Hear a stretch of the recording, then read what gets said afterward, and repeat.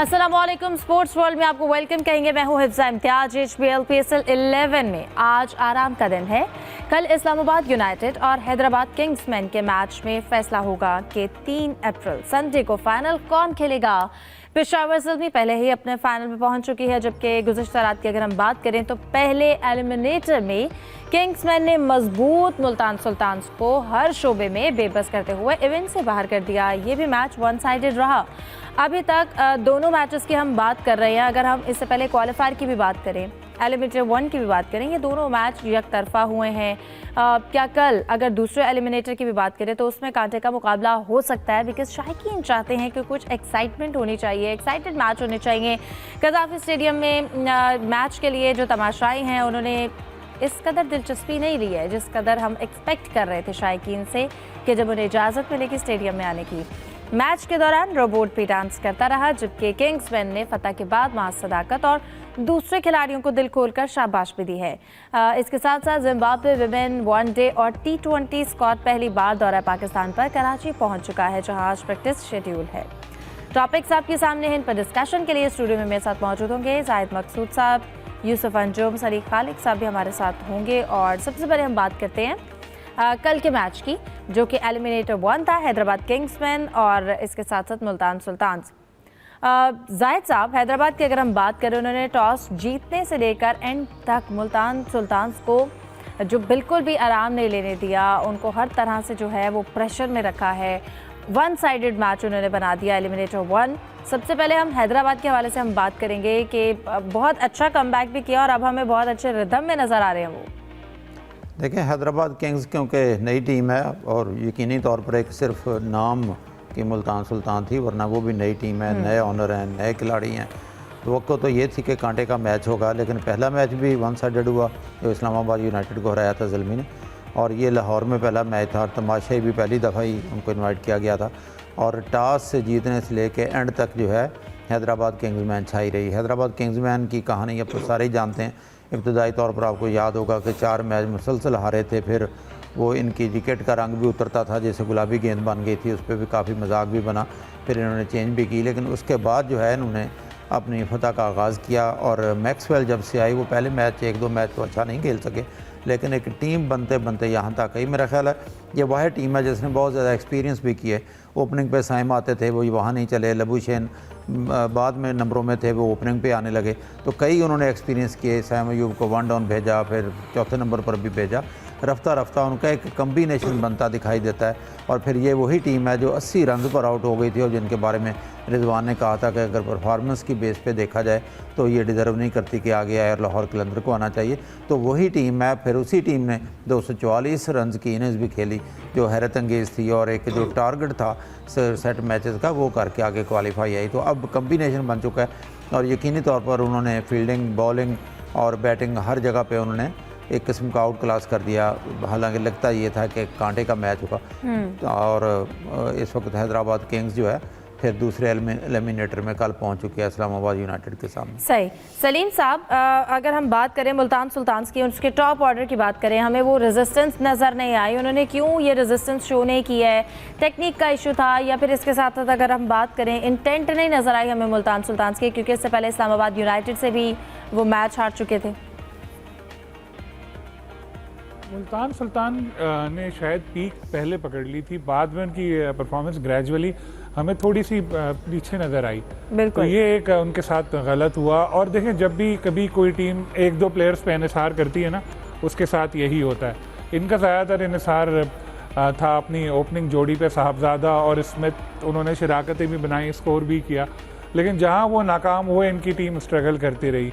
तो ये कोई टेक्स्ट बुक नहीं होता कि भाई आपके ओपनर है तो ये चलेंगे ही चलेंगे। आपको प्लान बनाना चाहिए कि भाई मिडिल ऑर्डर में भी होगा, कोई आके संभालेगा। लेकिन यहाँ मेरा ख्याल है ऐसा था नहीं, इनके जहन में ये था नहीं। जब ये दोनों आउट हुए तो ये लोग हवास बाख्ता हुए।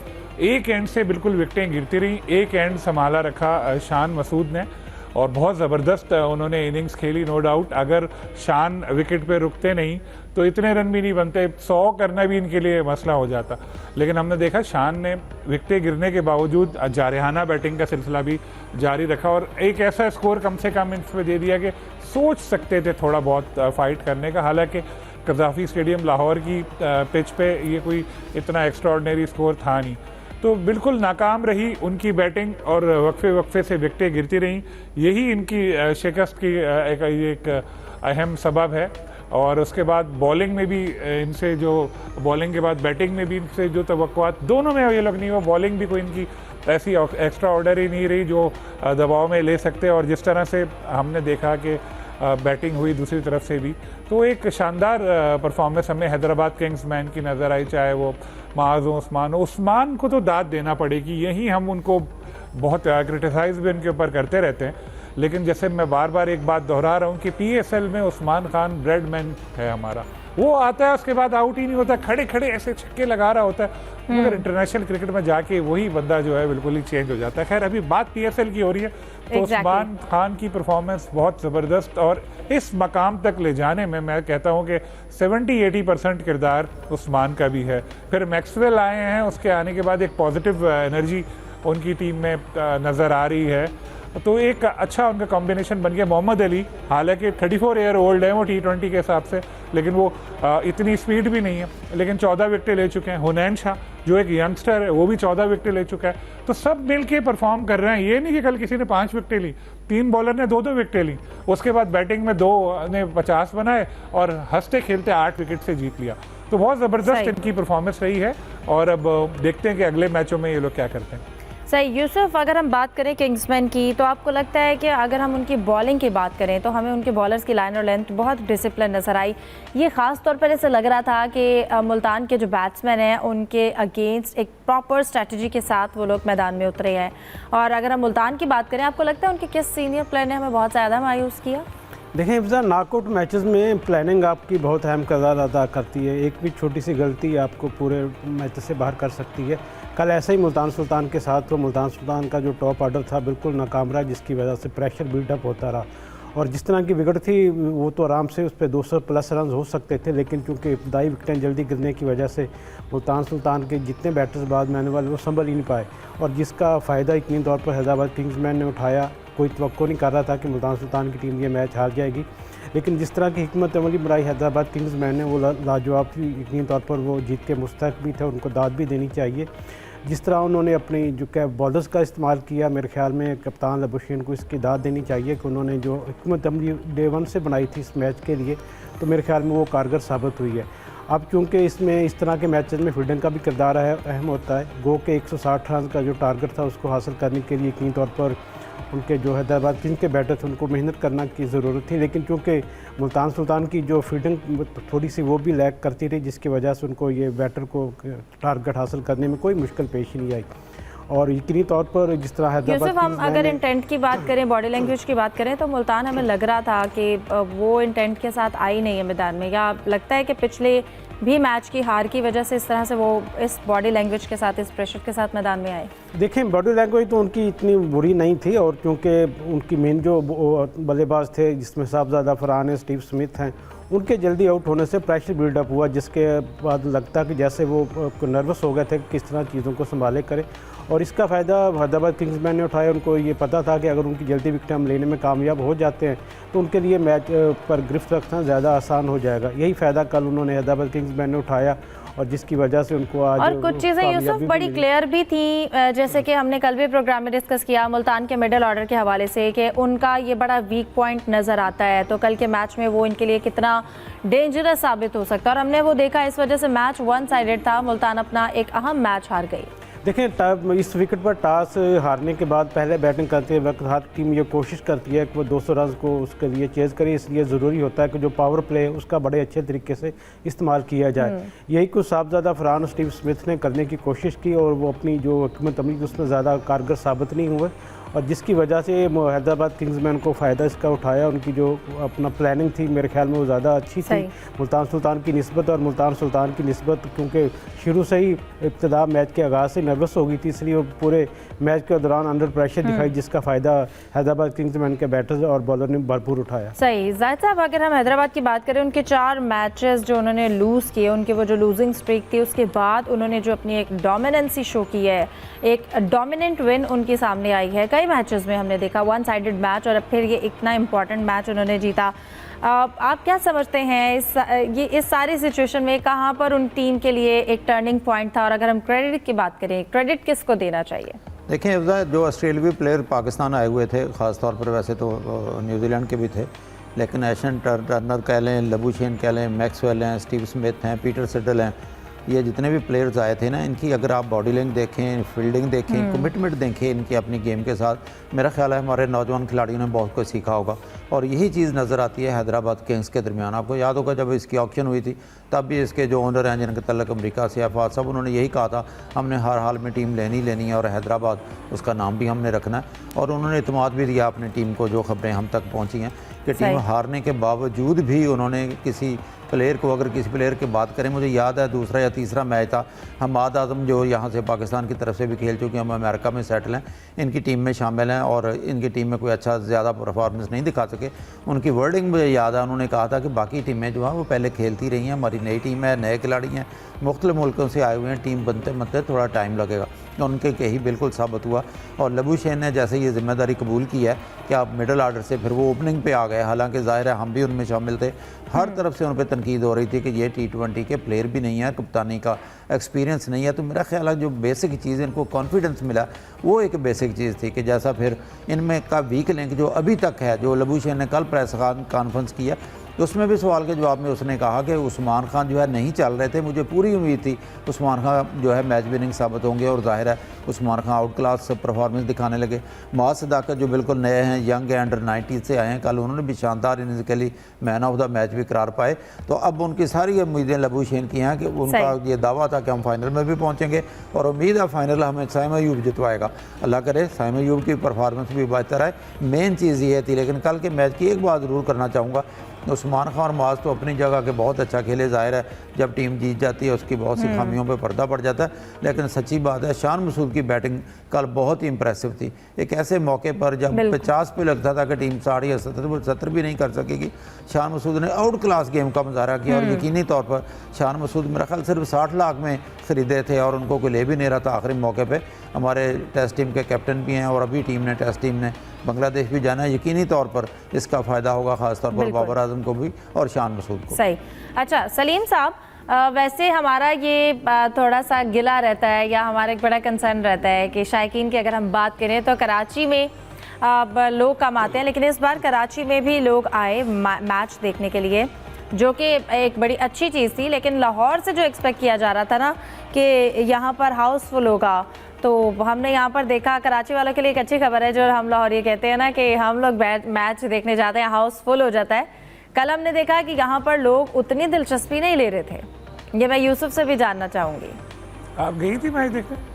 जी आप गई थी मैच देखने? जी बस तो चले, आप चली गई, लेकिन बात ये देखें कि नहीं, मैं तो विद फैमिली गई थी, बहुत लोग आए थे। पासिस पे गई थी मैं तो मैच देखने। चले यूसुफ साहब ने आखिरकार मैच दिखाई दिया आपको। खैर, तो बात हो रही थी कि कराची में लोग जो आए थे उसकी एक सबसे बड़ी वजह थी कि वहाँ पर हर एनक्लोजर का टिकट 500 रुपये का कर दिया गया था। एक सबसे बड़ी वजह 500 रुपये। उसके बाद यहाँ पर एक आखिरी मैच हो रहा था PSL का और उसमें क्राउड था, बाकी सारे मैचेस खाली ग्राउंड में हुए थे और अभी फौरी तौर पर कोई इस तरह का मैच होना भी नहीं है, काफ़ी अरसे बाद मैच हुआ। तो यहाँ इतने लोग आए थे कि आप यकीन माने कि जिस वक्त मैंने कल भी बताया था मैं वापस जा रहा था, मैं एक लम्हे के लिए काफ़ी देर तक मैं फंसा रहा, गाड़ी मेरी फंस गई, मैं कैसे निकलूँ, मैं डर। वो पुलिस वाले कह रहे थे हम दरवाज़ा खोलेंगे, तो उतने हज़ारों लोग अंदर आ जाते, फिर उनको चेक करना, उनको भेजना, बड़े ज़बरदस्त तरीके से इन्होंने खैर मैनेज किया। तो उसके बाद मुझे यही तवक्को थी कि लाहौर में भी ऐसा ही होगा और लाहौर में भी हाउसफुल होगा, लेकिन जब मैंने देखा तो मुझे भी थोड़ी मायूसी हुई। मैंने लोग नहीं आए। शायद एक वजह ये हो सकती है कि कलंदर हार चुके हैं, और दूसरा इतवार के लिए लोगों ने पैसे बचाए हो कि चलो बाबर को भी एक्शन में देखेंगे, फाइनल में देखेंगे। लेकिन लाहौर में तो कोई हल्का सा भी मैच हो, जिम्बाब्वे से भी मैच हो, तो भर देते हैं ग्राउंड। बिल्कुल ऐसा ही है, ये जानते हैं, समझ नहीं आया शायद। बिल्कुल ये जानते हैं। And thank you so much. और यूसुफ आप बताएं कल क्या वजह थी? टिकट प्राइसेस थी, वीकडे की वजह से ऐसा था, क्या रीज़न थी कि जो हम एक्सपेक्ट कर रहे थे शायकीन से वैसा नहीं था? देखें हिफ्ज़ा, खिलाफ़त तो सारी सूरत चाल वहाँ पर देखने को मिली, क्योंकि जब हम टिकट जहाँ पर फ़रोख्त होती वहाँ पर गए तो वहाँ भी अच्छा खासा रश दिखाई दे रहा था।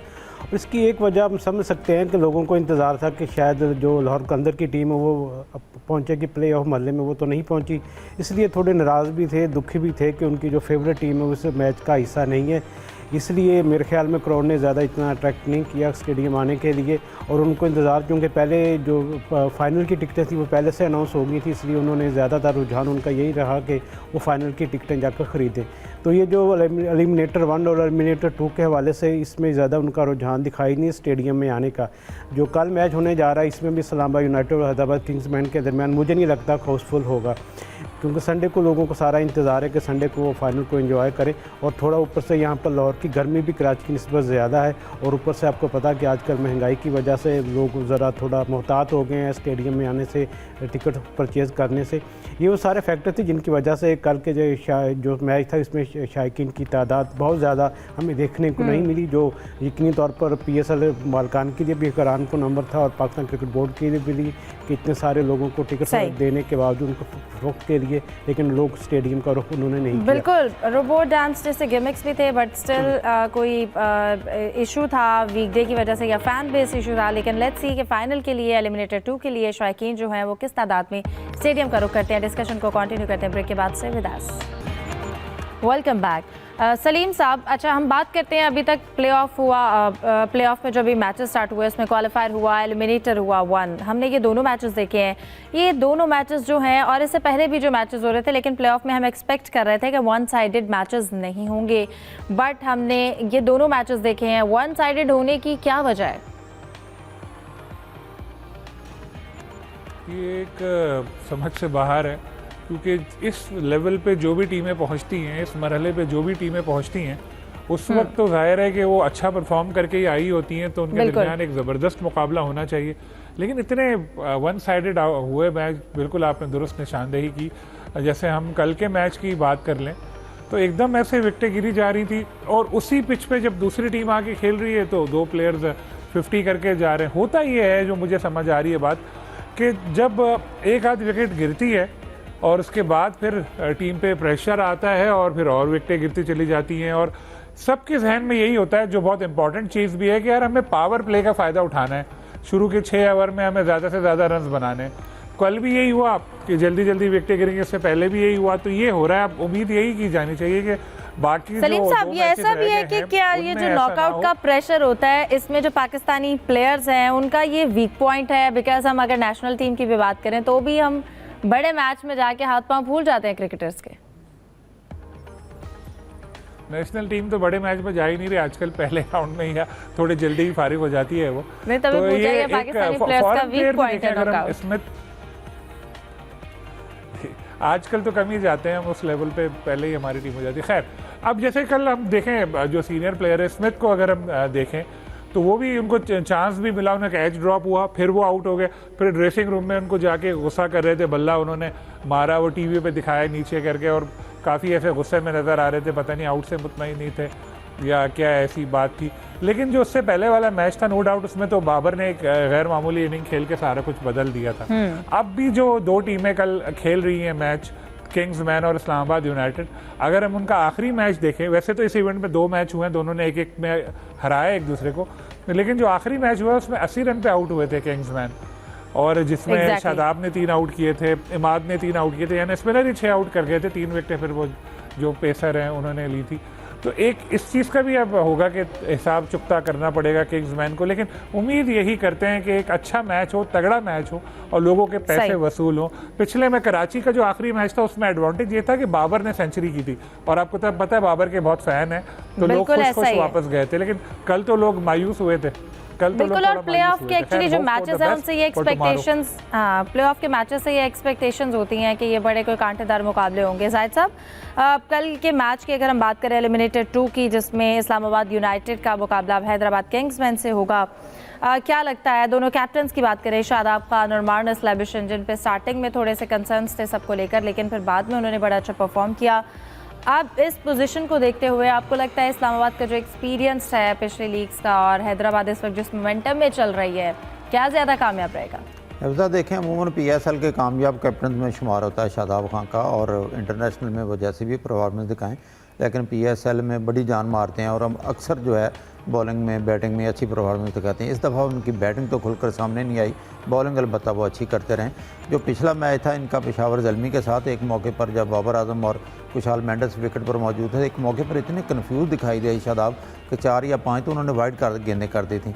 और ज़्यादातर अगर देखा जाए इस्लामाबाद यूनाइटेड की टीम, तो उसमें जो नए स्टार्स हमारे 4 या 5 इस PSL में सामने आए, तो उसमें समीर मिनाज की तारीफ़ करनी पड़ेगी कि समीर मिनाज और डेवन कानवे पे उनका ज़्यादा इन्हिसार होता है। और पिछले मैच में भी गालबन वाहिद प्लेयर थे जिन्होंने 44 रन बनाए थे, और इनके अगर विकेटें गिर जाती हैं तो फिर उन टीम पे प्रेशर पड़ जाता है। और एक मैच आपको याद होगा, शादाब खुद पहले आते हैं, मार्क चैपमैन उनके बाद में आते हैं, तो चैपमैन जो है उन्होंने एक मैच में फतह दिलाई थी। तो ओवरऑल अगर कंपैरिजन फिर हैदराबाद किंग्समैन से किया जाए तो उनका अब एक रिदम बना हुआ है, टीम बनी हुई दिखाई देती है। ज़ाहिर है अब जो है मोहम्मद सदाकत भी इसमें चल पड़े हैं, लबूशेन है, 1-2 मैचों में तो नहीं चले लेकिन पहले अच्छा स्कोर भी उन्होंने किया है। उस्मान खान जो है अच्छा स्कोर कर रहे हैं। फिर अगर विकेटें गिरती हैं तो बाद में मैक्सवेल भी 5वें 6ठे नंबर पर आकर अपना हिस्सा डाल देते हैं। तो ओवरऑल अगर देखा जाए तो एक रिदम में और ज़्यादा टेम्पो में टीम तो हैदराबाद किंग्स दिखाई देती है। लेकिन हम इस तवक्को के साथ कि ज़ाहिर है दोनों, जैसे आपने खुद कहा कि पहले मैचेस जो दोनों क्वालिफायर था और एलिमिनेटर 1 था, तो वो देखने वालों को उतना कांटे का मैच जिसकी हम तवक्को करते थे मज़ा नहीं आया। और तवक्को करनी चाहिए कि कल का मैच जो है कोई भी टीम आसानी से नहीं हारेगी, क्योंकि यहाँ पे हमने अक्सर देखा जो टीम जो है चेज़ पे तरजीह देती है अपने आप को, जो टीम टॉस हार जाती है, सिवाय इस पूरे इवेंट में अगर देखा जाए पेशावर ज़ल्मी शायद ऐसी टीम है जिन्होंने हिम्मत नहीं हारी और पहले भी बैटिंग मिली तो बड़ा स्कोर उन्होंने बनाया। तो इस तरह से टॉस के साथ ही हिम्मत नहीं हारनी, और अगर टीमें दोनों ज़ाहिर जान लड़ाएंगी और हम तवक्को करते हैं कि अच्छा मैच देखने को मिलेगा। बिल्कुल यूसुफ, हम अगर पाकिस्तानी थोड़ा सा बैट्समैन या प्लेयर्स की बात करें, बॉलर्स की भी, तो वो अपनी नेचुरल क्रिकेट, अब नेचुरल क्रिकेट मीन्स हम देखते हैं कि वो अक्सर प्रेशर मैच में कोलैप्स कर जाते हैं, प्रेशर हैंडल नहीं कर पाते हैं, कंसिस्टेंट नहीं अपने परफॉर्मेंस को लेके।